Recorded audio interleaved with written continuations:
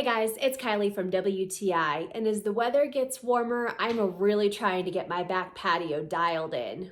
And one thing I've recently added to my patio is this inflatable ottoman stool from Kozyard. So the ottoman comes in 3 pieces. There's an inner filling that you can inflate with a hand pump, which they provide for you. And then there's this really nice cover that comes with a zipper.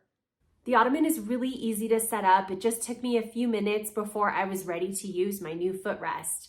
One thing I noticed right away is that this ottoman is really sturdy.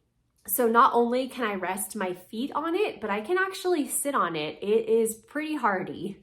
The cover itself is really durable and it's very easy to remove from the ottoman, and I can just throw it in the washer if it gets too dirty. There's also this really great handle on the side of the ottoman, and it just makes it really easy to transport. So if I want to take it inside the house or camping with me, it's really easy to pick up and it's very lightweight.